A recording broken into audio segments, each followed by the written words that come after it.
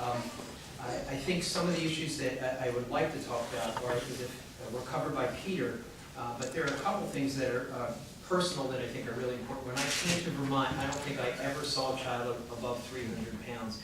I have multiple ones in my practice now. I have some over 400, and I've had at least one over 500.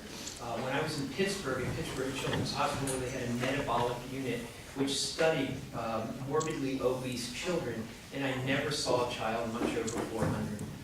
I know for a fact in the young man that reached 500 pounds plus that a huge percentage of his consumption was sugar-sweetened beverage. He was actually proud of it. Obesity and its related problems are the single greatest threat to our health today. We talk about tobacco, certainly it's a threat. We talk about global warming, we talk about other things, but nothing trumps the obesity epidemic that as a pediatrician frightens me. Over 50% of Vermonters are overweight or obese, and although there seems to be a slowing down in adults and children, it's not slowing down at all. And the number of children who are above the 95th percentile for BMI is growing at an alarming rate. The cost of obesity is staggering, somewhere around $150 billion a year in the U.S., and we said, as Peter just mentioned, about 179 million in Vermont alone. That's today's figures. Most people predict that those numbers are going to double over the next 10 to 20 years. The average Vermonter, as shown here, consumes about 45 gallons of sugar-sweetened beverage a year. I think we need to look at that a different way. That's 103,000 calories, or about 29 pounds of excess sugar calories. And if you think about that, that's an amazing amount. That's 2 pounds a month. How does that relate to what I see? In my office, I have seen, I think the most striking young man I had was a young man a few years ago. Was a very large young man. He's about 6'4", weighed about 280 pounds, and he was overweight, but he wasn't significantly obese. He started working on a road gang for a summer job, and he came in at 315 pounds. We sat down, went over what he was doing. He was hydrating himself with two 2-liter bottles of ginger ale a day. Do the math on it, that's 2,200 calories a day. It matched his weight gain exactly. We did one thing for him. We had him switch to water and heat. At least the last time I saw him, he lost about 15 pounds. The marketing of sugar-sweetened beverages to children in particular is amazing. And marketing trumps just about everything else we do. Education is important. Recreation is important. I believe sugar-sweetened beverage taxes are important, but it's not going to combat the marketing that we see, so we have to start somewhere. And we're presented with that problem. There is virtually no nutritional benefit to sugar-sweetened beverages. I know, and I'm looking here where a good source of calcium, well, milk trumps it, 100 times over. A full supply of vitamin D, and that's been added to that particular drink right there. And you can go around and look at it. That's a marketing ploy to get parents to buy sugar-sweetened beverage for their children. We need to understand that.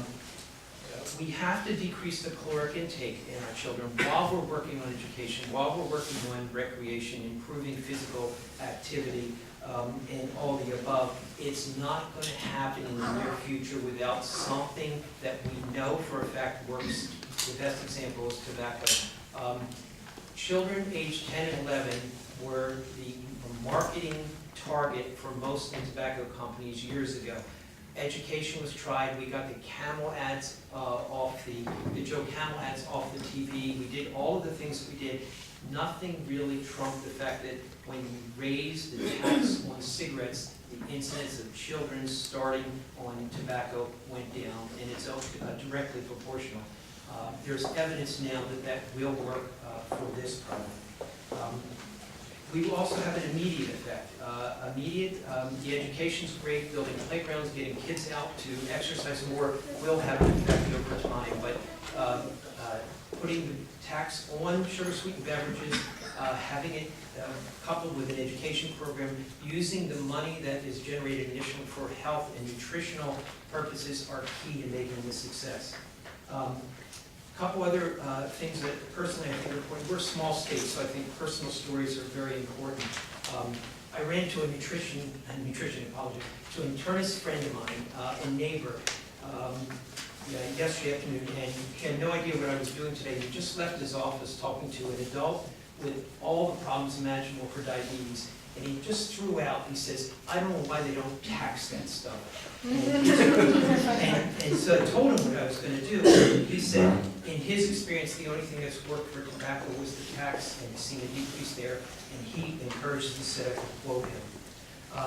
30 years ago, I had a young woman in my office who reached about 250 pounds, and she came in with diabetes. At that time, Fletcher Allen, which I have tremendous respect for, Dartmouth, both said she can't have adult onset diabetes. It does not occur under the age of 16 or 18. She was under 16. She had adult onset diabetes. It is now 1/3 of all juvenile diabetics, okay? Type 1 used to be 100%. Now 1/3 of new diabetics are caused by obesity. This is part of the problem right here. I think it's really important to understand that in our hospital, we're a small hospital, we had to refurbish our entire hospital, all of our clinics, with scales that went to 500 pounds. All the old scales were topped at 350, okay? It's amazing to me to think about it, but I saw kids that could not be weighed. A young man who exceeded 500 pounds had to be weighed on a scale in our,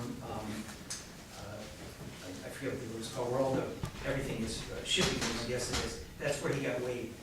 And most recently, I had a 5-year-old man in my office, and I'd show you his growth curve because there's no name on it. Every time he's come in the office, he's been above the 95th percentile, he's getting greater. He could not climb onto the examining table, and there were 2 of us to lift him up there. He's 5 years old, he's not even in kindergarten yet. My last comments, many national organizations support the sugar-sweetened beverage tax. The Academy of Pediatrics supports the concept. Many other organizations support the idea. I think there are 30-some states who have it, some of which are too small. The amount of tax is so small, it's probably not showing the benefit. Others are actually showing it. The national and state experts on obesity, sad to say, there was no need to have obesity experts 30 years ago. Agreed that states and communities must get involved immediately to turn the tide. And yes, they include, in most people that I talk to, a sugar-sweetened beverage tax as part of the equation. It is not the answer, and maybe it's only a very small part of it, but it's something that can be done immediately, and the money generated from it can be put to good use. And last, it has taken years to establish reasonable seatbelt laws in this state and most everywhere else.